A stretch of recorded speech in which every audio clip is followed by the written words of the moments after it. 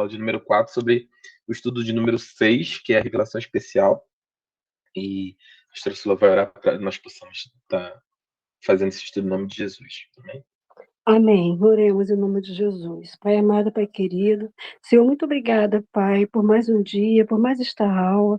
Obrigada, Senhor, por cada aluno que conseguiu entrar, Senhor, que reservou esse tempo, este momento para aprender a Tua palavra, que é tão importante, Pai. Pai, em nome de Jesus, toma a frente, usa o Teu servo, Senhor, e abra, Senhor, nossos entendimentos para que possamos aprender, Senhor, a Tua palavra. Pai, em nome de Jesus, eu já te agradeço por tudo, Senhor. Muito obrigado, Pai. Em nome de Jesus, amém. Amém, amém, amém. Muito obrigado, pastor. Então, hoje nós estamos evoluindo, né? Vamos falar assim, para o final, né, do estudo de número 6, que fala sobre as revelações, especial, na verdade, a revelação especial, e alguma dessas revelações, né, como elas ocorreram ao longo do tempo.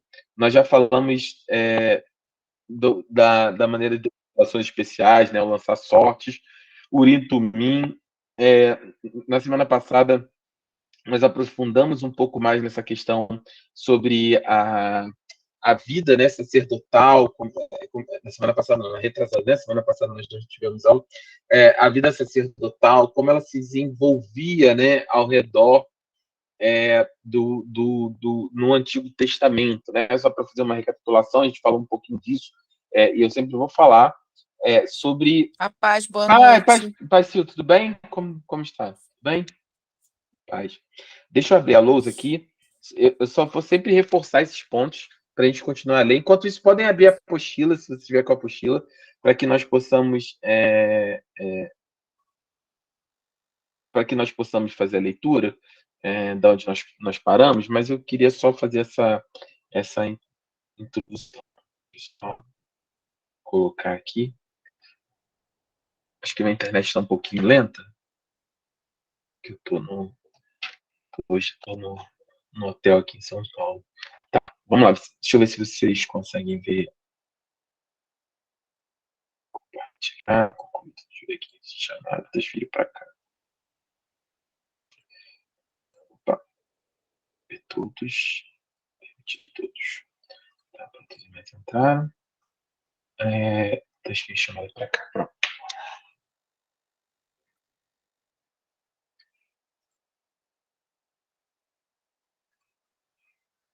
Pronto. Para não cometer o mesmo erro da semana passada, e as meninas estão vendo a tela, né, da semana retrasada, né? Mas agora É verdade. Estão falando, vocês não estavam vendo. Então, nós estamos falando sobre a revelação especial, revelação especial, né? Sempre recapitulando, né? Quando a gente fala de revelação, a gente tem a revelação geral, nós já falamos sobre isso, e a revelação geral. Boa noite, Luciane, paz do Senhor. A revelação geral, que vai ser apresentada na Bíblia como sendo a própria criação. A criação, ela testemunha, né, a respeito de Deus. Nós falamos isso, passando rapidamente, sempre falando isso. Olha, tudo que é criado aponta para algo ou alguém maior do que o homem. Assim, a natureza, os planetas, o universo, tudo que foi criado, ela aponta para algo ou alguém maior. Mas, pastor, você está falando isso porque você é crente, você acredita em Jesus. Não, não é só sobre isso. É uma constatação racional, inclusive. Se você levar em consideração que a grande maioria da população mundial, ela crê em Deus. Algum Deus, de alguma forma, de alguma maneira, em algo ou alguém ou maior que ela. Então, assim, um homem tem a necessidade de Deus. Porque a revelação de Deus, ela se dá pela própria existência. Né? A existência fala sobre Deus. Em contrapartida, né, nós temos também, assim, uma vez que o homem ele tem essa percepção, essa revelação a respeito de Deus na própria existência das coisas, na própria forma como Deus se manifesta através da sua criação, era necessário que Deus também, assim, uma vez que diz, olha, existe Deus, ou um Deus que alguém maior que você que criou todas as coisas, testemunha sobre isso é a própria natureza, é a própria criação. A revelação especial de Deus é justamente nesse sentido, para manifestação da vontade desse algo ou alguém, no caso que nós sabemos é o Senhor, né? Deus, Yahvé, Elohim, Jesus, o Pai, o Filho e o Espírito Santo, Deus triuno. Ele precisa, ao longo do tempo, manifestar a sua vontade como deidade, manifestar aquilo que é a sua vontade para o homem, de maneira a alcançar o homem perdido e trazer de volta ao convívio, e também se revelar de maneira especial, no sentido de também dizer assim, olha, como é feito para Abraão, depois para Isaac, para Jacó, por exemplo, olha, eu sou Deus, eu sou aquele, sou criador dos céus e da terra, eu sou o Senhor, o próprio Deus se apresenta, foi feito ao longo da história, né, da humanidade, de diversas formas. Nós já falamos sobre algumas delas, da manifestação da vontade de Deus, da maneira que isso era apresentado em algumas formas. Então, a gente já tinha falado sobre a revelação especial, nós tínhamos falado aqui sobre visões, Urim, Tumim, enfim, a gente vai avançar em teofanias, anjos. Deus foi se revelando, essa é a questão, Deus foi se revelando. Sendo a maior revelação, a revelação plena de Deus, sendo a própria manifestação de Jesus. Então, quando nós falamos na semana retrasada sobre isso, sobre a forma, falamos do Urim e Tumim, aí abrimos um parêntese grande sobre o serviço sacerdotal, né? Como eles jogavam o Urim e Tumim para lançar sorte, né? Para entender qual era a vontade de Deus de se manifestar através desse processo. E a gente vai ver os outros processos, até que eles vão, de maneira... Pensem sempre dessa forma, né? Se você tem aqui Gênesis, né? E você tem no final de Gênesis, no final da Bíblia, você tem Apocalipse, né? Aqui, por exemplo, você tem a cruz aqui. Você tem a cruz aqui no meio, certo? A revelação de Deus, essa revelação especial, ela também foi gradativa. Deus se revela aqui, Abraão, Isaac, Jacó, povo de Israel, e ela vai crescendo, ela é gradativa e crescente, até que culmina, né? Ela culmina na revelação do próprio Jesus, que é a face visível,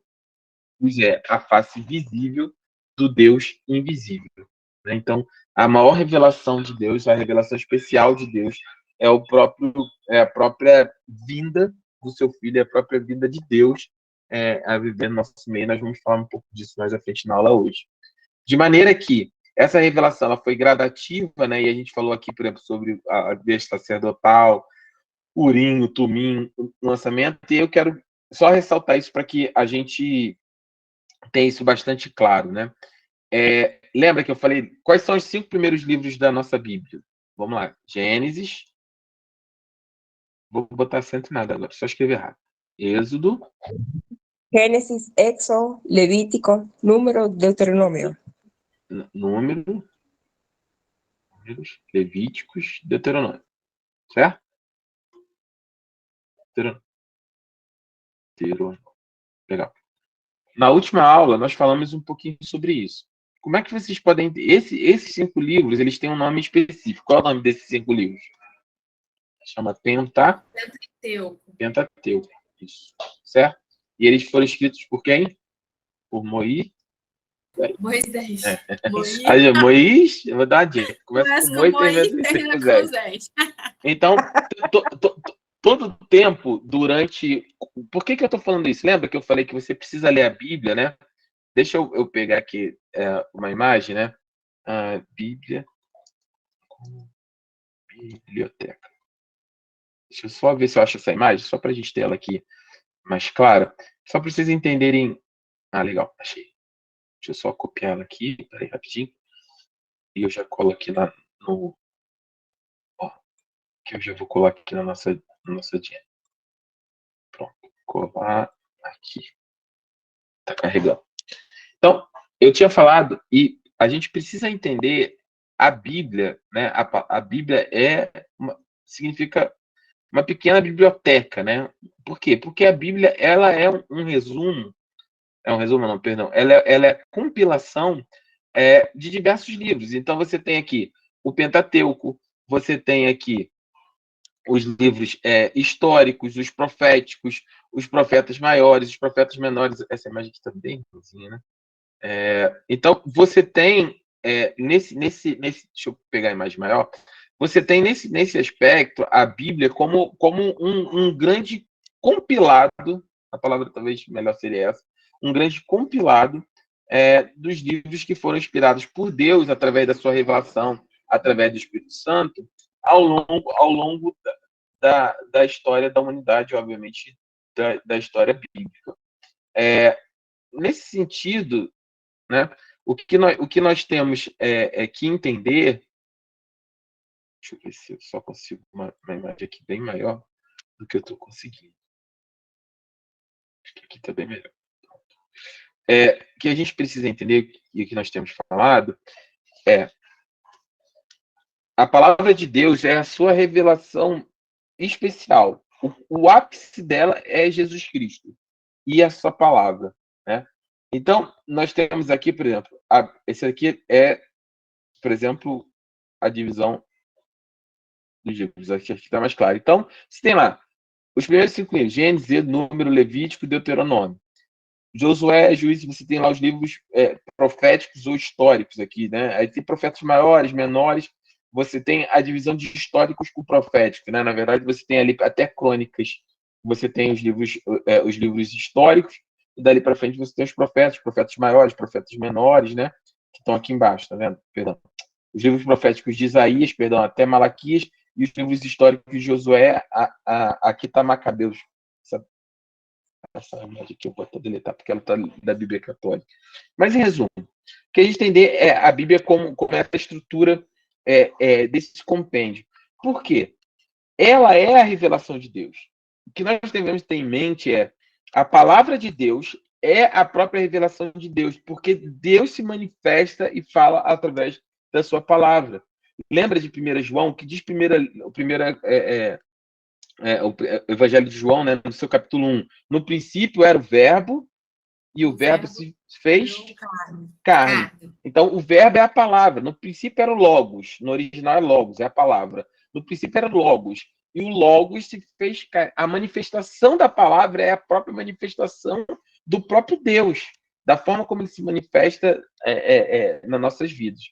Então, para a gente entender isso, então, primeiro, durante todo o tempo bíblico, quando você lê o Antigo Testamento, principalmente, né, deixa eu botar aqui, então você tem lá, por exemplo, daqui a cruz, né, e a continuidade. Então você tem aqui, por exemplo, o Antigo Testamento, o AT aqui, certo? E aqui você tem o Novo Testamento. Na grande maioria do que você vai ler no Antigo Testamento, sempre que se referir à palavra, às escrituras, eles estão se referindo basicamente, na grande maioria do tempo, aos 5 livros escritos por Moisés, que era o que eles tinham como compêndio. E aí, lá na frente, quando você vai lá, quando você vê Esdras, Neemias, a reconstrução, o que acontece? Vamos lá. Só para a gente entender nesse aspecto aqui. Então, deixa eu ver se eu consigo copiar esse texto aqui. Deixa eu ver se eu consigo copiar ele.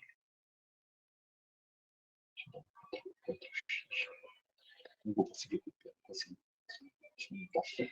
Então, você tem aqui, nesses livros, como é que você vai ter lá no Novo e no Antigo Testamento? Você vai ter a construção da seguinte forma. Quando você vai tendo a história de Israel, ela começa em Gênesis com Abraão. Deus escolhe um homem. De um homem, ele vai fazer um povo. Que aí vai ser Abraão, Isaac, lembra? Isaac, Jacó. São pai, filho e neto. Jacó, Deus muda o nome para Israel. E aí ele começa as 12 tribos. Legal. Isso aqui a gente ia falar na última aula. Quando você vai vendo essa construção, então você tem um homem. De um homem, Deus faz uma família. De uma família, Deus vai construir uma nação, que é Israel. Jacó, Deus muda o nome dele no Peniel para Israel. Israel tem 12 filhos. e desses filhos são as 12 tribos. Quando eles entram no Egito, quando você tem no final de Gênesis, no final do livro de Gênesis, quando eles entram no Egito, a entrada, né, com José lá, eles são só uma família numerosa, mas ainda assim uma família. São somente família. Família. Certo? Quando você tem entre Gênesis e Êxodo, aqui, se eu não me engano, é um período mais ou menos de 400 anos, 400 a 450 anos. Então, você fecha Gênesis com essa família, Israel, Jacó e seus 12 filhos, que são as 12 tribos, você tem uma família, e quando você abre em Êxodo, você já não tem mais uma família. Essa família já multiplicou de tal maneira que aqui o que nós temos é a família se torna uma nação. Se torna uma nação. Se torna um, vou até melhorar aqui que vocês vão entender. Ele se torna um povo. Melhor dizer, ele se torna um povo. Quando Israel, aqui em Êxodo, quando Deus tira Israel lá das garras de Faraó, a saída de Israel para o deserto, a saída deles para o deserto, Israel tinha mais ou menos 3 milhões de pessoas, aproximadamente. 3 milhões, certo? Esse era o tamanho de Israel. Então, por que a gente está construindo? Porque você precisa entender que muito dessa construção da Bíblia era uma revelação gradativa, porque Deus está construindo. Lembra, Deus tem uma promessa, olha, através de você eu bendirei, eu abençoarei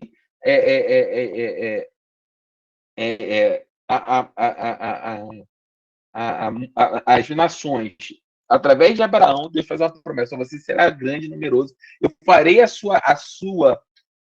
descendência. Qual é a promessa abraâmica? Eu farei a sua descendência gigante, do tamanho. Se você puder contar as areias que estão na praia, se você puder contar as estrelas do céu, esse é o tamanho da sua descendência. Serão benditas em você, serão benditas todas as nações, todas as famílias da terra serão benditas. Essa é a promessa abraâmica.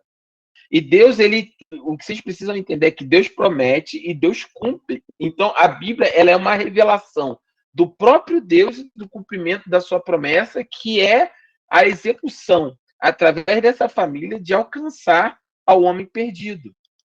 De maneira que, hoje, por que eu estou construindo isso? Essa revelação especial de Deus, ela precisa ser entendida como um todo. Por isso que você vai ver lá no Novo Testamento, quando é dito assim, olha, você tinha a videira, então você tinha lá a vide, né? O que é a videira? Se você já teve uma videira lá, vou botar aqui, né? A videira, tem lá a videira das uvas, né? Tem as uvinhas lá penduradas, se você for uma plantação de vinho, alguma coisa do tipo, ou já viu, você vai ter lá. Ele fala o seguinte, olha, Deus, ele fez o seguinte, aquele que era parte, que era galho da videira, ou seja, quem é a videira aqui? Quem é a base da videira? É Abraão. Abraão tem a promessa. Quem era a base da videira, ele foi cortado. Aquele que era a base da videira, ele foi cortado. Deus arrancou o galho. E aquele que não tinha direito, que não conhecia Deus, ele foi enxertado. O que isso significa? Que nós somos aqueles que foram enxertados na promessa. Muitos, porque quem é a promessa vem de Abraão? Quem é a videira verdadeira que vem da promessa? É Jesus. Jesus diz, olha, eu sou o caminho, a verdade e a vida. Então, através de Jesus, nós somos inseridos na vida, na árvore da vida. É o próprio Cristo. Nós somos inseridos na vida eterna através de Deus. Ser judeu ou não ser judeu não faz mais diferença a partir da nova aliança. Lembra da revelação que eu falei? A partir da nova aliança, no momento que você tem Cristo, Novo Testamento, você tem Cristo aqui dividido entre Antigo e Novo. Eu fui liberar aqui uma entrada, acabei clicando errado. Você tem aqui, entre Antigo e Novo, Jesus, né? Aqui o Antigo Testamento e o Novo. A partir do momento que você tem essa revelação do Messias, não importa mais a descendência, se você é descendente de Abraão. Abraão continua com a promessa, com certeza. Mas o que importa é você aceitar a Cristo como Senhor e Salvador. Porque Jesus, como descendente de Abraão, de Davi, de Isaac, de Jacó, ele fez com que, lembra que a gente fez um estudo no livro de Efésios, ele gerou uma nova humanidade. Ele nos deu o poder, lembra, de sermos feitos filhos de Deus. Nós éramos criaturas, nós éramos inimigos de Deus, nós fomos feitos filhos de Deus. Então nós fomos inseridos na videira verdadeira, que é o próprio Cristo. Nós fomos enxertados. Por isso que você vai ver no Novo Testamento, essa palavra, nós somos aqueles que foram, o apóstolo Paulo, enxertados. Nós damos frutos. Porque agora não importa mais se nós somos descendentes ou não de Abraão, mas sim se nós aceitamos e reconhecemos Jesus como Senhor e Salvador de nossas vidas. Sempre foi sobre Jesus. Sempre foi a respeito de Jesus. Sempre foi, mas pastor, no Antigo Testamento eles tinham uma promessa. Durante todo o Antigo Testamento, até Esdras ali, mais ou menos, o que você tinha muito firme em Israel, os profetas Isaías talvez, mas era sempre o Pentateuco, os livros de Moisés. E a compilação dos outros livros daquela biblioteca, ela foi feita durante o tempo. De maneira que, no tempo que Jesus veio, quando Jesus se refere às Escrituras, o que nós temos, obviamente, é o Antigo Testamento já fechado, o cânon do Antigo Testamento fechado, de Gênesis a Malaquias. Ali, se você for entender a história de Israel, né, o que acontece? Eu vou limpar aqui, deixa eu recortar aqui esse frame.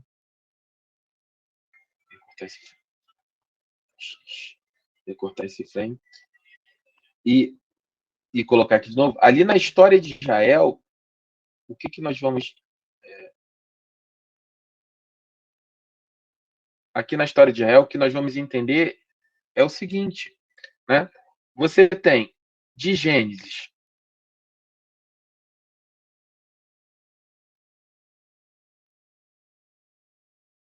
até Jesus, né? Vou colocar aqui até a vinda de Jesus, né? Você tem aqui uma lacuna, que em Malaquias e entre a vida de Jesus tem uma lacuna de mais ou menos 400 anos que Deus não fala. Então você tem aqui mais ou menos Malaquias, né? Você tem justamente esse gap aqui entre a vinda de Jesus e Deus não falou durante esse período de 400 anos. O que acontece? Quando Deus estabelece, então, Deus faz uma nação, lembra?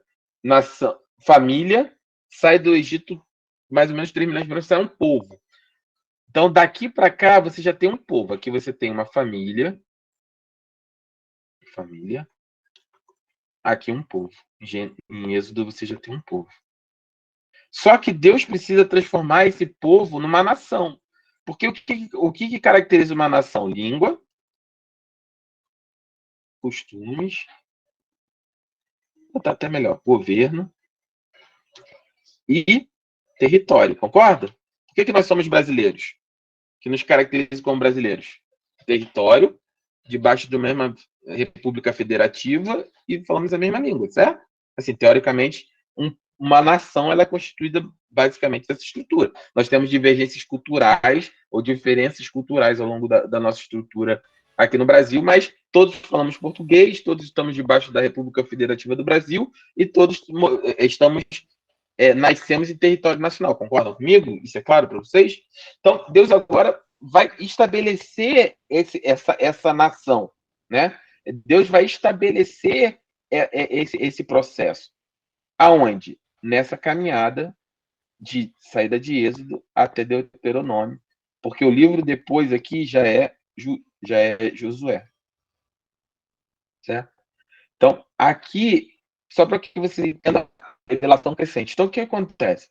Quando Deus tira esse povo, por que números? É a primeira vez que Deus, lembra, sai 3 milhões, Deus precisa contar. Deus vai contar. Então, faz um censo do povo.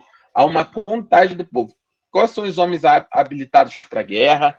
Quantas pessoas são? Como é que a gente está estruturado? Como é que é estruturado? Então, Deus faz o primeiro censo. Isso, números, né? E aí, entre Números e Deuteronômio, o que acontece, né, nesse processo? É o período que eu falei que o povo vai, chega até a terra, manda um espia de cada tribo, os espias voltam, 10 dizem que o povo vai morrer, que é boa terra, mas que tem gigantes, né? E 2 dizem que não. Fala, não, não vai morrer, Deus é conosco. Quem são esses 2? Josué e Caleb. Josué é aquele que substitui Moisés na liderança do povo. Josué e Caleb. Então Deus fala, olha, abaixo de 20 anos, ninguém vai entrar. Essa geração é perversa, é corrompida, ela precisa morrer no deserto. Acima de 20 anos, perdão, ao contrário, acima de 20 anos ninguém vai entrar, é corrompido e precisa morrer no deserto. Abaixo de 20 anos, todo mundo vai entrar. Acima de 20, ninguém vai entrar, com a exceção de Josué e Caleb, que vão poder entrar. Então, Josué e Caleb, acima de 20, e com todo mundo abaixo. Entre Números e Deuteronômios, Deus acontece isso e Deus precisa deuteronomar. Lembra que eu falei? Quando essa geração morre no deserto, nos 39 anos que eles passam, quando eles chegam novamente diante da terra prometida, Deus precisa falar novamente, Deus precisa deuteronomar, Deuteronômio significa falar novamente, Deus precisa refalar tudo aquilo que ele já tinha falado para os pais dessas pessoas. Eu tinha falado sobre isso, lembra? Imagina a Helena, aconteceu isso agora, ó. Eu vou morrer com o pai da Helena no deserto e a Helena tem 10 anos. Daqui a 40 anos, a Helena vai chegar lá, com 50 anos, ela vai chegar na frente da terra prometida. Eu já estou morto, eu morri no deserto. Com 50 anos, Deus precisa dizer para ela tudo aquilo que eles me disseram, porque Helena não tem condições de entender agora com essa idade. Então, Moisés reafirma todas as promessas, todas as maldições que decorreriam de obedecer ou não ao Senhor nesse processo. E aí, entre Número e Deuteronômio, óbvio que historicamente tem alguns acontecimentos aqui, mas o que eu estou dizendo é, Levíticos é como se ele fosse assim, um parênteses. Você tem número, um parênteses, aqui, perdão, um parênteses, vou fazer aqui. Um parênteses aqui, entre Número e Deuteronômio, que é Levítico. Por quê? Lembra, Deus está construindo uma nação. E aí, Levítico é quando Deus começa a organizar o povo de maneira religiosa e de governança. Por quê? A língua eles já tinham, obviamente, né? Eles falavam aramaico. O território era a promessa, que era Canaã, para onde Deus estava dirigindo eles. Canaã, que era para onde Deus estava direcionando eles.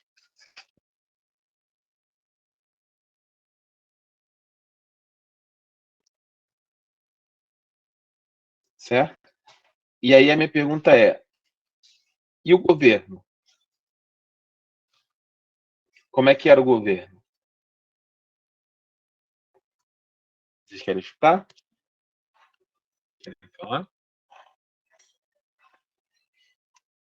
O governo era teocêntrico.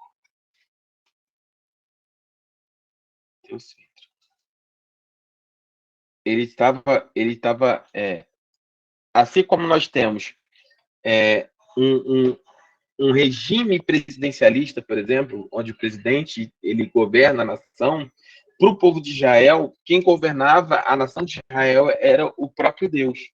Tanto é que mais na frente, lá, quando você chega no livro de Samuel, que tem a transição entre Samuel e o rei que o povo escolhe, que é Saul, uma das queixas de Samuel era, Samuel diz, olha, fala com Deus, Deus, eles estão me rejeitando, porque até então os juízes, Deus ia levantando juízes, por isso tem Josué, juízes, que eram juízes, homens que o Espírito Santo descia para revelar a vontade, para libertar Israel, para ajudar a conquistar a terra. Eles estão na terra, estão lá em Canaã, conquistando, vem um povo, ataca, vem um outro povo que quer retomar a terra, então Deus vai levantando juízes para ajudar nesse processo de governança do povo de Israel, de maneira que o último desses juízes, ou juiz de transição, era Samuel, que faz justamente essa transição entre o período de juiz, ele era profeta, sacerdote e juiz, para o período de reis, né, dos reis. E aí essa transição é justamente com Saul, e ele fala, Deus, eles estão me rejeitando, porque eu sou juiz, e Deus fala, não, você entendeu tudo errado. Nunca foi sobre você governar o povo, quem governava o povo era eu. Eles estão me rejeitando. Não é nada a ver com vocês, porque quem governava sobre o povo de Israel era o próprio Deus. Então, Deus estabelece em Levíticos formas de culto, Deus estabelece em Levítico a forma de organização do tabernáculo, Deus estabelece em Levítico a forma que eles se organizariam para a construção, para para a construção do tabernáculo em si, quem carregaria o quê? Aí, Levi tinha 3 filhos, Merate, Coate e Gerson. Aí saíram os Meraritas, os Coatitas, os Gersonitas, 3 vertentes, cada um era responsável. Um levava as toras, outro levava a tenda, outro levava os utensílios, um cantava, outro jogava incenso. Entende? Organiza esse povo para que ele se torne aí sim, quando entra e quando consolido, debaixo do reinado de Davi, principalmente, como uma nação. E aí, nesse processo dessa revelação, eles vêm avançando aqui, Gênesis, e a maioria do tempo eles têm esses 5 livros como base de fé. Só que, quando chega mais ou menos aqui, aí é esse período que eu estou falando, vem o rei Saul, o povo escolhe Saul, Saul cai, aí sim, Deus escolhe Davi, que era um homem segundo o coração de Deus, que era um rei segundo o coração de Deus. De Davi, Deus faz a promessa que a descendência de Davi nunca se apartaria do trono. Davi reinaria através da sua descendência eternamente. E por isso Jesus é filho de Davi, ele é descendente direto de Davi, ele é como se fosse assim, o tataraneto de Davi. Ele obviamente que ele nasceu pela via do Espírito Santo, mas na linhagem ele é descendente de Davi. Como aqui também, né, se a gente está falando aqui em Gênesis, se você ler lá entre Gênesis e Êxodo, né, é muito lindo. Eu acho que é Gênesis 49, depois vocês leem lá, no finalzinho de Gênesis 49, quando Israel, lembra? Jacó vira Israel, ele vai abençoar seus filhos, ele abençoa Judá. E ele já profetiza ali que Judá seria como um leão, né? Que ele governaria sobre os irmãos dele. Ele já tem uma profecia, uma revelação pelo Espírito para Israel, para Jacó, sobre o destino de Judá. Por isso que Jesus é também quem? É o leão da tribo de Judá. Jesus é o leão da tribo de Judá. Se você abrir lá em Gênesis, você já vai ver que ali quando Israel abençoa aquele hábito de abençoar cada filho, quando ele vai abençoar Judá, ele já profetiza sobre isso. Então, Judá, Davi era da tribo de Judá, e aqui é a linhagem, a descendência. E são coisas muito lindas, assim, como Deus vai se revelando até chegar em Jesus de maneira muito especial da sua palavra durante todo esse processo. Você vai ver a genealogia de Jesus, você vai ter, por exemplo, aí você fala assim, não, então Deus só escolheu Judá, só escolheu Davi. É lindo, se você for ver a genealogia de Jesus, vai ter lá a prostituta Raabe, que ajudou o povo de Israel na luta de Jericó, que escondeu Raabe, né, pastor? Raabe no episódio das muralhas de Jericó. Era uma prostituta. Mas ela creu com o coração dela. Ela creu num Deus que ela nem conhecia. Ela acreditou de todas as formas, a ponto de ela falar: olha, eu sei que Deus é com vocês e vai destruir. Só resguarda a minha família. Irmão, Jericó era uma cidade. Imagina que isso é uma muralha, né? Aqui você tem a cidade, aqui as casinhas dentro da muralha e tudo. Então era uma muralha inteiriça, né? Aqui tem árvore, as casas lá dentro. E aqui está o povo de Israel do lado de fora. Era uma muralha gigantesca. Quando você olha de frente, na muralha, né, alguns historiadores defendem que na muralha existiam casas, né, como se as pessoas morassem aqui também dentro da muralha, né, que tinham essas estruturas. As muralhas às vezes eram construídas antigamente com as residências, né, nesse sentido. E ela desce aqui, ajuda a esconder os espíritos, desce pela muralha e tal.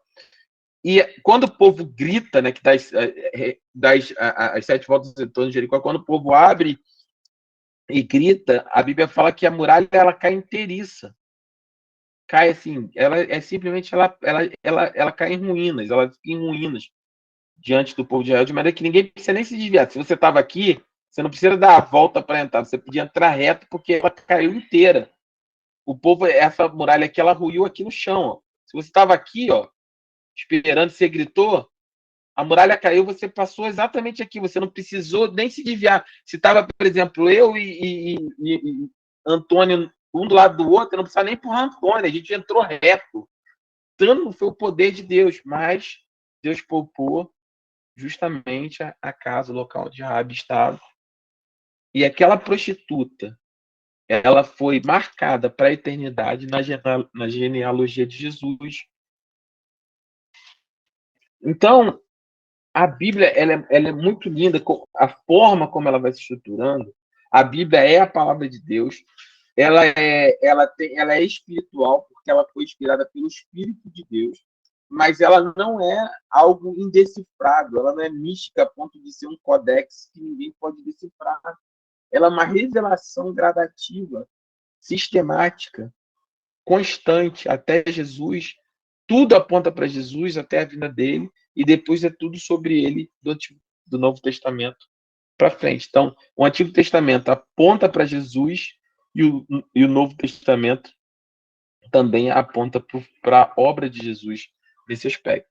Então, quando Deus monta esse povo aqui, né? E aí quando tem Davi, depois de Davi, Salomão, quando tem Salomão, e eu vou para a gente ler a apostila, Salomão é o último rei que tem, vamos dizer assim, Israel, né, unificado. Já quando Salomão morre e seu filho assume, são rachadas 10 tribos, ficando a questão de impostos, pelo pecado de Salomão, enfim, Deus racha o reino. São 10 tribos que vão para o norte e 2 tribos que vão para o sul. 2 tribos. Então, o povo que era 12 tribos unificadas, depois de Salomão, racha 10 tribos para o norte e 10 tribos para o sul. E 2 tribos, perdão, para o sul. Judá e Benjamim para o sul e o restante para o norte. E a partir daqui você tem justamente. Deixa eu pegar a borracha aqui. Você tem aqui justamente. Deixa eu aproveitar aqui que eu rabisquei demais. Aproveitar só esses 2 frames aqui. Deixa eu limpar tudo. Então você tem, a partir dali, né, daquele racha, você tem 10 tribos norte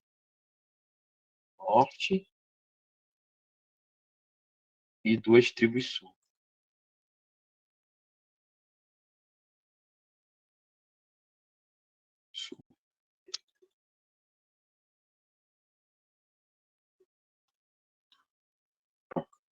Então, continuando aqui naquela linha do tempo, né? Então, aqui a gente tinha Salomão, né?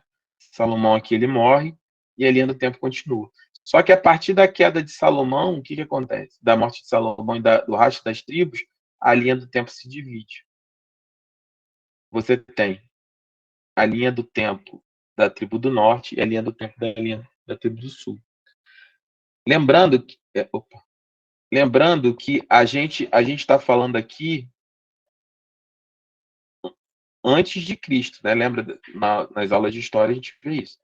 Então você tem antes e depois de Cristo. Então, como a gente está falando da cruz aqui na frente, né? Jesus ele vem mais à frente, né? Então, historicamente, né, do ponto de vista de contagem de tempo, esse aqui é antes de Cristo e aqui é depois é DC, né? Antes de Cristo, depois de Cristo, DC. Sendo que aqui seria o ano 0. Né?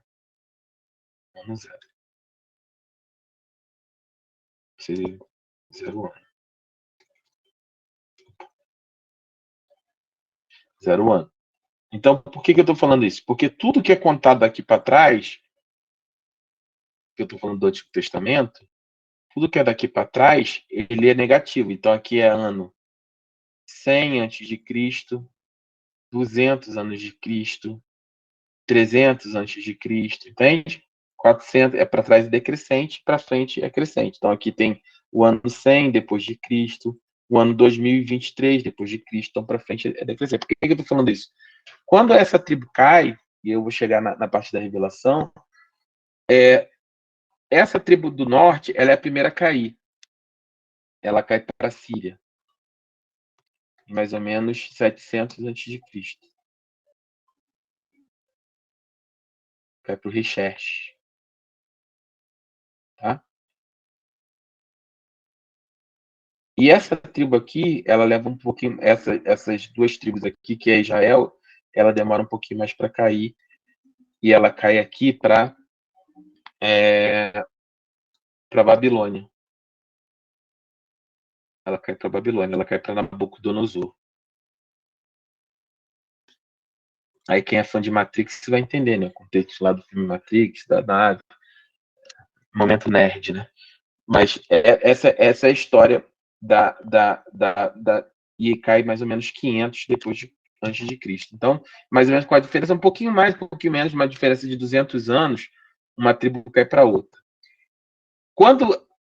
Lembra que o território, que eu falei, o território de Israel, lembra? A gente tem aqui a botinha da Itália, menos, Mar Mediterrâneo, lá o contorno. Aí você tem a África por aqui, mais ou menos, né? Aí você tem a Ásia para cá. Aqui é o Egito, nessa região hoje é a faixa de Gaza e Israel, essa aqui era a região de Canaã, né? Mais ou menos aqui nessa região. Então você passa uma linha dividida aqui, ao meio, mais ou menos, né? Você vai ter a divisão aqui do Reino do Norte e Sul, com Jerusalém sendo a capital. Por que isso é importante do ponto de vista de revelação, que é a própria palavra de Deus do ponto de vista histórico? Se você tem aqui a divisão Norte-Sul, você tem no Sul como capital. Acho que não vou conseguir fazer minha mão. Deixa eu fazer. Você tem no Sul como capital, vou riscar aqui. Você tem como no Sul como capital, você tem Jerusalém. E aí, quando o Sul, que cai depois, né, ele fica com Jerusalém, com a cidade santa e tal, ele fica aqui. Lembra que eu falei que o Norte ele cai antes. E a capital do Norte era Samaria. Maria. O que é importante a gente entender esse contexto aqui do ponto de vista de revelação? Perdão, não é nem Síria, é a Síria, tá? Perdão, a Síria. Os assírios, eles tinham como cultura, quando eles invadiam um povo, o que eles faziam? Eles levavam os homens e se misturavam. Eles casavam, criavam filhos ali, misturavam o povo. De maneira que os judeus do norte, eles não eram mais puros como os judeus do sul. Quando eles caem para a Babilônia, e aqui você vai ver, onde está aqui? Antes disso aqui, ó, Jeremias prediz profeta Jeremias profetiza sobre essa queda. E você vai ver o exílio, né? Que é para a Babilônia. Você vai ver em Daniel. É quando o profeta Daniel ele é levado para a Babilônia, né? Que tem lá a parte da fornalha, que muda o nome dele para Sadraque, Mesaque, Abednego e tal. Só que a Babilônia, eles levam os melhores, levam os príncipes e deixam Jerusalém arrasada. Gente pobre, passando fome, para se cumprir o que o profeta Jeremias hoje falava, que as mulheres chorariam pelos seus filhos e tal, porque assim, eles sofriam muito, passavam muita fome. Alguns historiadores relatam, na época, casos de canibalismo. Foi muito pesada essa história, mas eles se mantiveram puros. Nesse aspecto, por que é importante a gente entender ter essa compreensão? Lembra, quando você vai lá no Novo Testamento, qual era a parábola que Jesus... Qual é o nome da parábola que Jesus conta a respeito do homem que ajuda o outro no caminho? Que tem um homem machucado no caminho, passa o sacerdote na ajuda, passa o levita na ajuda. Quem que ajuda? É até uma expressão que a gente usa, não sei se hoje muito dia, mas na minha época, sempre, assim, mais novo, sempre usou muito. Fala assim, a Nádia ela ajuda as pessoas, ela é uma boa... Samaritana. É uma bom samaritano.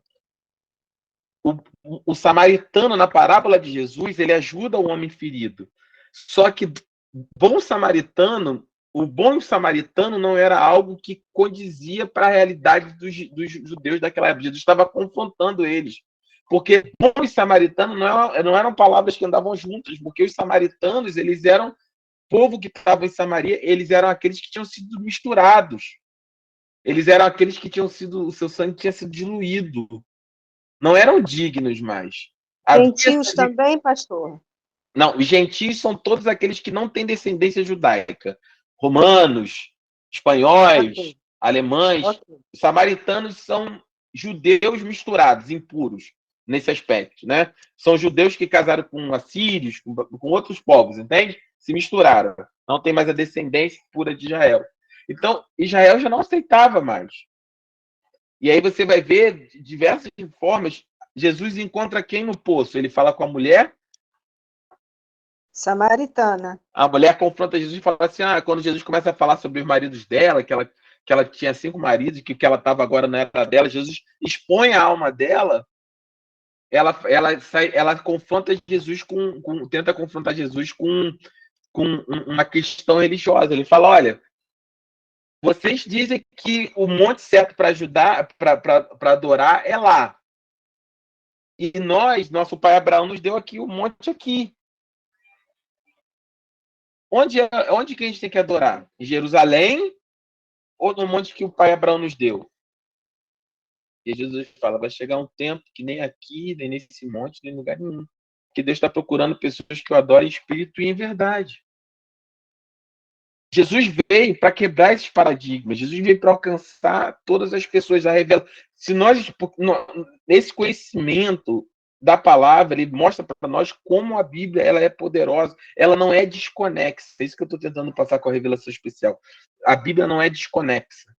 Jesus, em todas as suas falas, em todos os seus interações, Jesus tinha algo profundo. Por isso a Bíblia é tão maravilhosa. Por isso tem 2000 anos a Bíblia tentaram destruir a Bíblia de várias maneiras, desacreditar a Bíblia, ela permanece tão real, tão poderosa, porque ela é o Logos, ela é a revelação especial de Deus para o homem, ela é a própria manifestação da vontade de Deus, a inspiração de Deus para o registro da sua palavra para o homem.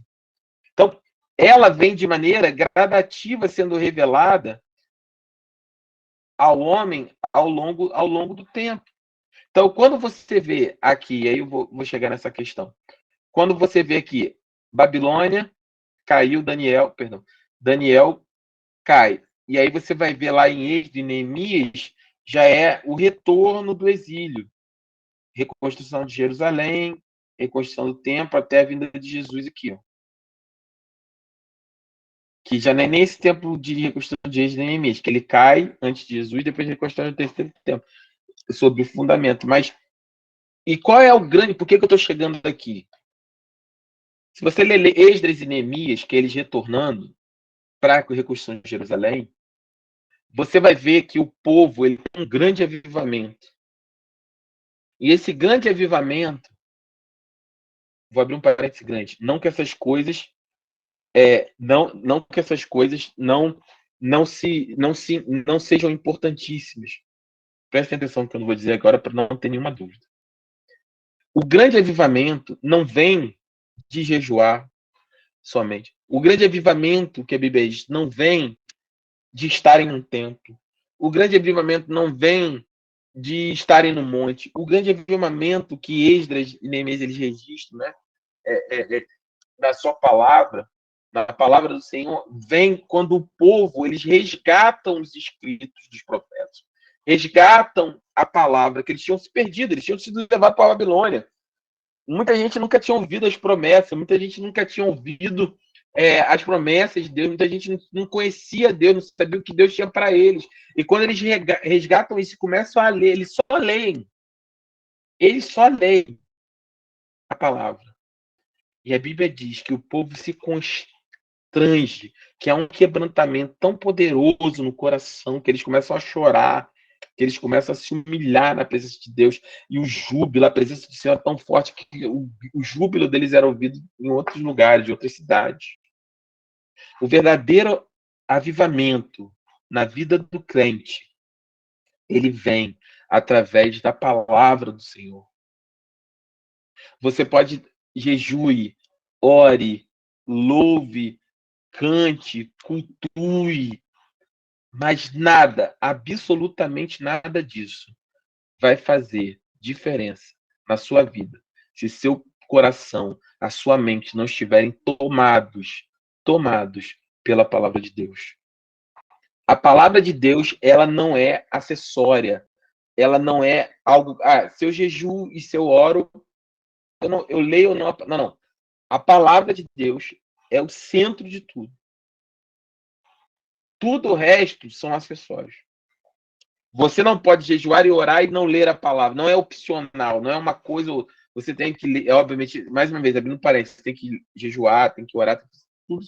Mas a palavra é que arde, é que vai fazer, que vai trazer um avivamento, conhecimento do seu coração. Não existe manifestação de poder, manifestação do Espírito Santo genuína, manifestação dos dons espirituais, manifestação de milagres na nossa vida, se nós não tivermos pautados e sermos conhecedores da palavra. A palavra de Deus é a revelação especial dele. É onde ele se revelou, ele se abriu, ele se mostrou para o homem. A palavra de Deus não é sobre quem nós somos, é sobre quem Deus é. Quando aquele povo ouviu sobre as promessas que eles tinham esquecido, o coração deles se alegrou. Nós precisamos ouvir das promessas que o Senhor tem. Deus tem promessa de vida para você. Deus te resgatou por um alto preço. Não importa a sua história. Não importa de onde você veio. Não importa quem você foi. Não importa o que você fez. Deus fez tudo novo na sua vida. Deus escolheu você. Deus amou você de uma forma sobrenatural. Ele não poupou absolutamente nada para que você tivesse um relacionamento íntimo, pessoal e sincero com Ele. Deus eliminou todas as barreiras, toda essa construção histórica que eu estou dizendo foi a revelação gradativa, Deus foi tirando todas as barreiras, todos os intermediários, não tem mais sacerdote, não tem mais um tabernáculo, não tem mais véu, não tem mais nada que impeça, que separe você de entrar e de poder entrar na presença do Senhor. A palavra de Deus, ela é a nossa guia fiel. Não duvide. A Bíblia parece um jargão que entra no meio do evangelho, mas isso é muito verdade. Quem diz quem você é não é seu pai, não é sua mãe, não é sua ex-mulher, não é seu ex-marido, não é seu patrão, não é o mundo, não é o Facebook, não é o Instagram, não é ninguém. Quem diz quem você é, quem te dá a sua identidade é Deus. É a palavra de Deus que define quem você é. E você é filho de Deus, você é filha de Deus. Você foi resgatada por um alto preço. O mundo inteiro pode não te dar valor, mas Deus te dá valor. É Deus que te resgata. Quem estabeleceu o preço na etiqueta que te acompanhava foi o Senhor. E esse preço não tem nome, não tem como ser mensurado. É uma etiqueta que o preço era impagável, porque custou o sangue do Senhor. O próprio Deus veio, se fez carne, viveu entre nós, e ele derramou o seu sangue para que nós estivéssemos aqui hoje. A revelação do Senhor, a revelação de Deus, ela é gradativa. E essa revelação especial, ela culmina nisso. Não deixa, nunca na sua vida cristã, não deixe ninguém te definir. Quem te define é Deus. Quem te comprou foi Deus. Todo esse processo é para que você tivesse um livre acesso, um novo e vivo caminho até a presença do Senhor. Então, essa é a grande estrutura de tudo que Deus está fazendo. O Novo Testamento vai afirmar sobre isso. Quando você lê o Novo, você tem que ter esse olhar sobre o velho, sobre o antigo, melhor dizendo. Você tem que ter esse olhar. Lá apontava para frente. E no Novo Testamento é um olhar, lança luz sobre aquilo que estava no Antigo Testamento, que é a revelação especial de Deus, que é o Senhor, o próprio Senhor Jesus Cristo, a face visível do Deus invisível e a sua palavra. A Elizabeth levantou a mão. Pode falar, Elizabeth. Desculpa, eu acabei vendo, mas eu concluí. A paz do Senhor ao pastor e a Paz. todos os irmãos. Amém. Foi na hora que o senhor comentou a respeito que o povo de Israel ficou em tal assim, desolação, em choro, e o senhor falou algo a respeito do, acho que se estiver errado, o senhor me desculpe, canibalismo. Eu queria saber se, quando o senhor falou a respeito, foi sobre quando era o rei Acabe, que era o governante, ou o povo de Israel sofreu ainda mais em outra ocasião? Não, sofreu muito mais, muito mais. Israel, quando eles deixam essa historicidade, quando quando eles são levados para o cativeiro na Babilônia, eles levam os príncipes, eles levam as pessoas de maior estudo, eles levam assim a nata de Israel. Quem fica são as pessoas pobres, as pessoas mais, mais desprovidas de qualquer tipo de estrutura. E você não tem mais o sistema. Imagina o seguinte: você não tem mais um sistema reinando, você não tem mais uma economia, você não tem mais nada. Você é uma nação desolada, é desolação. Então, assim, eles sofreram muito, muito, muito durante todo esse tempo. Mas Deus vinha avisando durante todo. Por que eu falo isso? Porque você precisa ler as profecias, você vai lendo os profetas, tudo que foi dito a respeito dessas coisas é para que alertando o povo de Israel sobre essa situação, sobre eles não darem importância para esse relacionamento que Deus estabeleceu com eles. Essa é a grande questão. Lembra? Em Jeremias fala, olha, se eu não me engano, acho que é Jeremias 11, fala, 2 pecados o meu povo cometeu contra mim. Primeiro, abandonou a mim o manancial de águas vivas. E o segundo, cavou cisternas rotas, quer dizer, cisterna que não retém água. Cisternas que não dão em nada. Eles podiam ter ido ao manancial de águas vivas, e o povo não quis. E quis tomar pelas suas próprias decisões, pelas suas próprias forças. Quis ir em direção a cavar cisterna, para que, tentando achar alguma água, quando o manancial de águas vivas estava disposto a se revelar todo o tempo, e eles simplesmente voltaram as costas, eles se viraram, eles rejeitaram o Senhor e a sua palavra. Tem muito crente, eu já preguei sobre isso na igreja, tem muito crente, muito, que não entende, porque tem uma vida espiritual pobre, vazia, mesmo sendo uma pessoa fiel a Deus. Porque, às vezes, nós assumimos uma postura de cavarmos cisternas rotas. O que é cisterna rota? Entenda o que eu vou dizer, por favor, entenda o que eu vou dizer. Nenhuma crítica a nada disso. Nós fazemos, nós continuamos fazendo. Não é uma crítica ao quê? É uma crítica a quem e como. Entendam o que é isso. Eu preciso me encher de Deus. Eu vou numa conferência. Cavando cisterna. Eu vou num jejum. Eu vou numa consagração. Eu tenho que ir mais na reunião de oração da minha igreja, para que eu tenha uma vida com Deus cheia. Eu tenho que ir mais fazer um final de semana, um encontro. Isso é cavar. Meu irmão, minha irmã, essas coisas elas são tremendas e espirituais quando o nosso coração está cheio. Não é um encontro que vai te fazer cheio de Deus. Você tem acesso livre ao manancial de águas vivas. Vá ao Senhor. Desenvolva uma vida de oração.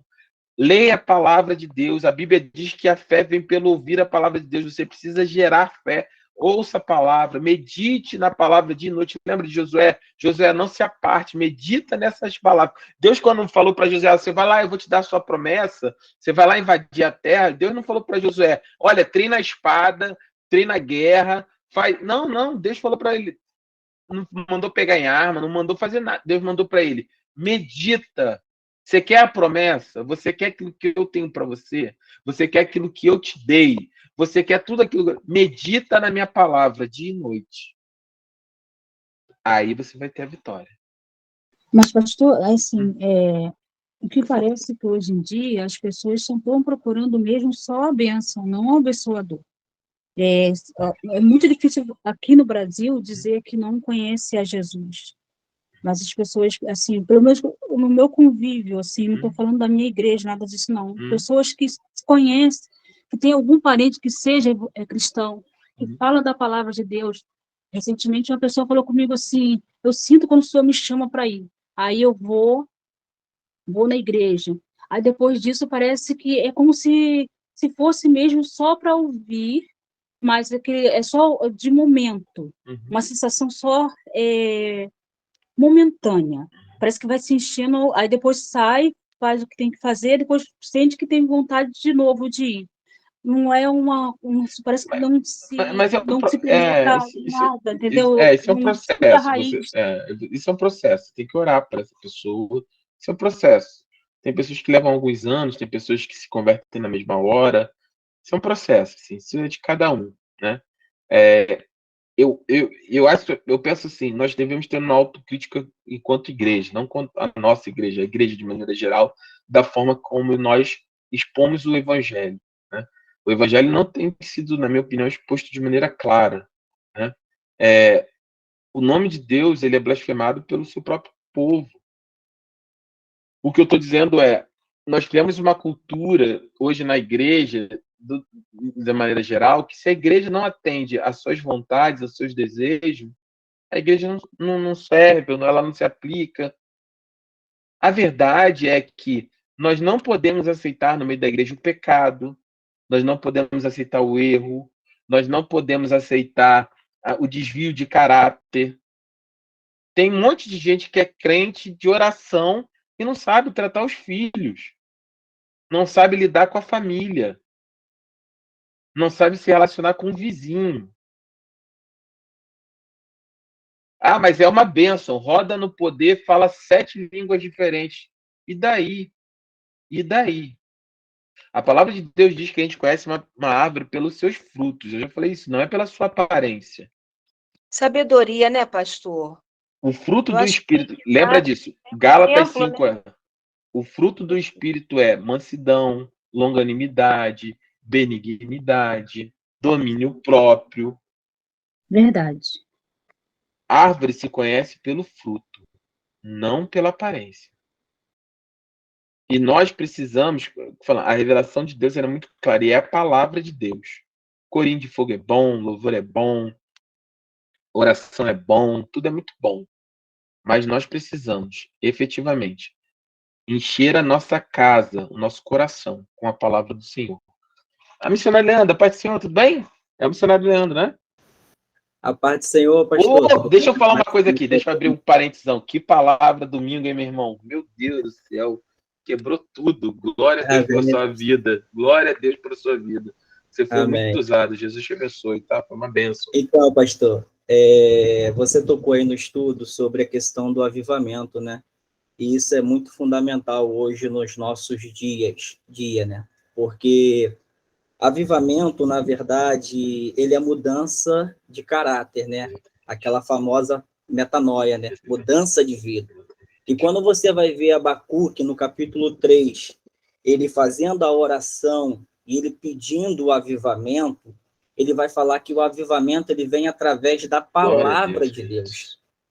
Então, assim, isso se a gente for trazer para os nossos dias, o avivamento maior, o avivamento genuíno, é o avivamento através da palavra de Deus, porque a palavra, ela nos transforma, ela nos modifica, ela nos faz ser uma nova pessoa. Através da palavra de Jesus Cristo, a palavra de Deus, ela vai nos transformar, ela vai nos modificar. E você estava trazendo essa questão do avivamento, né, no tópico anterior, e eu achei muito interessante trazer essa parte sobre Abacuque, né, que ele vem falar sobre o avivamento da palavra, porque hoje em dia a gente, assim, no meio das igrejas, né, quando a gente fala igreja, a gente não se refere só a uma igreja, a gente refere à comunidade cristã, né? As pessoas confundem muito essa questão de avivamento, elas confundem muito, achando que avivamento é questão, me entendam bem, tá? Movimento, línguas estranhas, outras coisas, entende? Mas, assim, o avivamento maior é a mudança de caráter, a mudança de vida, entendeu? Você vê uma pessoa entrar na igreja e a pessoa, de um mês para o outro, ou de uma semana para outra, a palavra entrar na vida dela e transformar ela. Isso é o verdadeiro avivamento. Tá, pastor? Desculpa aí. Eu já te falei, né, que a gente está negociando o passe para você vir dar aula aqui. Ó. Acho que tem que dar aula aqui. Acho que a gente tem que compartilhar esse espaço aqui. Você tem que trazer aulas aqui. Eu já te falei A gente precisa conversar, sua vida é muito corrida, a minha também. O missionário Leandro é uma bênção de Deus, enfim. A gente vai conversar aí para ter essa disposição. Mas é exatamente sobre isso que a gente está falando. Assim, uma das coisas que eu levo, assim, como guia, assim, uma experiência minha com o meu ministério, eu sempre falo assim, vou falar sempre, Gálatas capítulo 5, ele tem que ser a referência para todo cristão. Ali são as manifestas obras da carne e do fruto do Espírito. Eu sempre vou bater nessa tecla. Não são os frutos do Espírito, é o fruto do Espírito. É como se fosse uma tangerina. Cada, cada parte daquela é como se fosse um gomo. Longanimidade, você tem que ter o fruto do Espírito. Tem que fazer, não, pastor, eu tenho todos os frutos, só não tenho mansidão. Pisou no meu calo. Não, meu irmão, ou você tem todos ou você não tem nenhum. Ou você tem um fruto do Espírito, e esse fruto, obviamente, é uma ilustração, né? Ninguém tem domínio próprio, né? Assim, a gente tenta, a gente peca, a gente erra, mas o que eu tô falando é, não tem como você separar, não. Ah, eu sou uma benção, eu sou longânimo, eu sou bom, mas olha, domínio próprio não tenho, piso... Não, meu irmão. Quem anda no Espírito manifesta do Espírito. E o fruto do Espírito é o testemunho de que você anda no Espírito. Porque se você não anda no Espírito, você anda na carne. É incrível, eu tenho batido isso várias vezes. Isso é uma coisa que eu vou bater sempre. Crente está muito preocupado, na maioria das vezes, é óbvio, mais uma vez, não estou minimizando nada. Adultério é grave, gravíssimo. Prostituição é grave, é gravíssimo. Mas lá, obras da carne, pecado, para Deus não tem pecado nem grande nem pequeno. Pecado é pecado. Está lá. Facção, dissensão. Você ter uma divisão contra o seu. Eu e o missionário Leandro, eu ser da facção do pastor Lúcio. Facção é a divisão. Tem um grupinho do pastor Lúcio e o grupinho do missionário Leandro. Um grupinho não gosta de outro. Pecado, demônio na igreja. Obra da carne tem que ser combatido, tem que ser retirado do nosso meio. Dissensão, discordão. O pastor Gilberto falou uma frase muito linda. Ele fala assim: olha, quando tem duas. O que é divisão? É ter duas visões. Quando você está no ministério que tem duas visões, eu penso de uma maneira, o missionário Leandro pensa de outra, é divisão, é dissensão. Pecado, demônio, tem que ser extirpado do meio da igreja. Ah, não, é normal. Tem crente, já ouvi dentro da igreja falar assim: não, meu santo não bateu com aquele irmão, sabe, igual do santo não bate, igual era no mundo. Santo... Não, meu irmão. Nosso santo tem que bater, porque o nosso santo é um só, é o santo dos santos, é o Senhor. Se o meu santo não bate com o seu santo, alguém não está andando com o santo certo. Alguém não está andando com o santo certo. Ou os dois, provavelmente.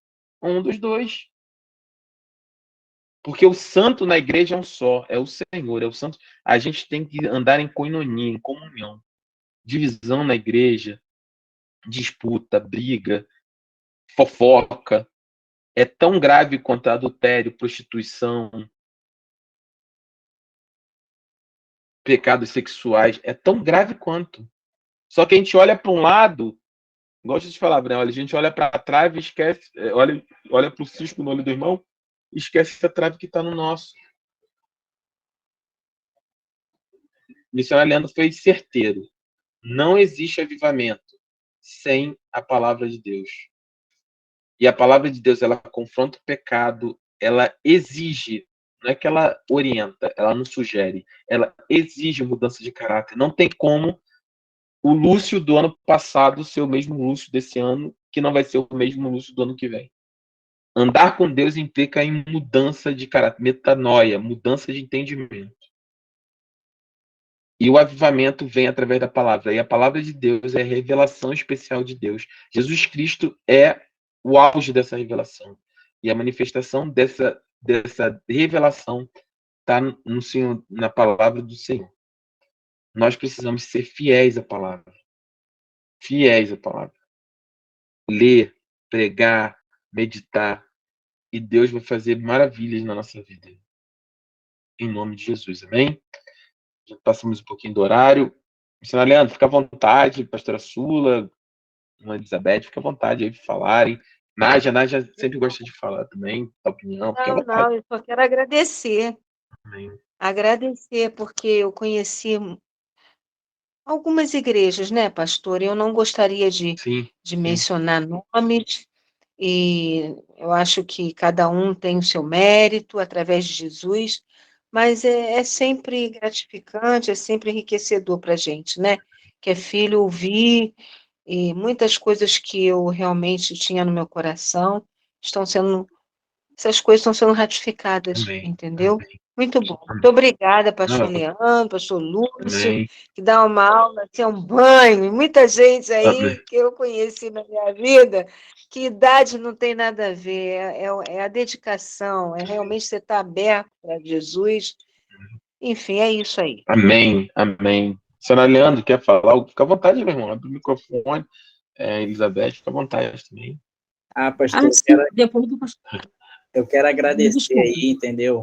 Agradecer aí, as aulas estão sendo fantásticas, entendeu? Muito bacana mesmo, entendeu? Isso está de parabéns à Igreja Filadélfia, disponibilizar esse curso, né, teológico. Hoje em dia, um curso teológico aí para muitos, de acordo com o nosso cenário, hoje, né, está custando aí em torno de quase R$ 200 o curso médio. Então, assim, é muito bacana, porque a gente tem esse curso aqui, né, Amém. gratuito, a gente pode assistir. Que pena que é pouco, né? É só uma, Só uma é só uma horinha. horinha. Quando começa a esquentar, acaba, né? Mas é bacana, tá? Eu tô gostando demais, entendeu? Independente se você estuda a palavra, meu irmão, para mim, eu sempre vou dizer isso. Quanto mais eu aprender, melhor, entendeu? Quanto mais conhecimento, para mim é melhor, eu gosto mesmo. E, pô, pastor, muito obrigado aí mesmo, tá? Amém. Pelas aulas aí. Não, tamo junto. Vamos afiar nossos machados, né? De baixo para cima, de cima para baixo. E quando tiver tudo pronto, a gente dá no meio, né? E diretamente de São Paulo, né, pastor Lúcio? É verdade. Pô, pastor Gilberto, pai senhor, tudo bem? Sim, tô aqui, tô em São Paulo. Tudo bem, tudo bem. Uhum. Muito bom. Amém, amém, Tudo de excelência. Todos que estão aqui, Deus abençoe muitíssimo. amém, amém. Vamos, então, já que o pastor Gilberto tá aí, acho que a irmã Elizabeth caiu. Pastor Gilberto, ora pra gente encerrar, abençoa aí nossa vida aí para nós encerrarmos nossa aula. Amém. Senhor Deus, na noite deste dia, Pai, nós queremos agradecer ao Senhor pela qualidade, pelo carinho do pastor Lúcio, da pastora Tatiana, meu Deus, de todas as pessoas que aqui estão e estão se dedicando Amém. ao estudo da palavra. Meu Deus, que o Senhor possa, nesse momento, Deus, se há algum problema, alguma situação que esteja, meu Pai, incomodando, entristecendo, causando algum tipo de impacto em cada irmão, Em nome de Jesus. seja de qual ordem for, ne calabadasse, Aleluia. que o Senhor possa entrar, meu Deus, com o teu poder, Aleluia. com o teu perdão, com tua provisão, Amém, Senhor. com a tua solução. Senhor, nós invocamos o teu nome e cremos, meu Deus, que vamos desfrutar a cada dia desse avivamento Em nome de pela Jesus. palavra. Em nome de Jesus. Que o Senhor possa abrir o teu bom celeiro céu, ne calabadasse, Aleluia. e confirmar a vitória da tua igreja. No nome santo e poderoso do Senhor Jesus. E toda a igreja diga amém, Jesus. No nome de Jesus, amém. Amém, amém. Glória a Deus. Amém. Olha, amanhã temos culto em Icaraí, não estarei, eu estou em São Paulo, né? Mas pastor Gilberto, pastor Sul, pastor Leandro, pastor Renato, vamos estar lá, vai ser uma bênção. Então, os cultos em Icaraí. E Nome de quinta-feira em Amendoeira. No domingo, né, pastor, nós não teremos culto, Não mas teremos. por causa do carnaval, nós retornamos na quarta-feira de cinzas, né, pastor? Na quarta-feira nós Isso, retornamos, né? quarta-noite em Caraí e quinta-noite em Amendoeira. Isso. E aí no próximo domingo seguimos com o culto normal. Tá bom? Fiquem na paz. Um excelente culto para vocês. Orem por mim, em nome de Jesus, A tá paz bom? do Senhor. Boa noite a Amém. todos. Na Deus paz, abençoe, paz. pastor. Pastora Amém. Tatiana também. Na Amém. paz. Deus abençoe.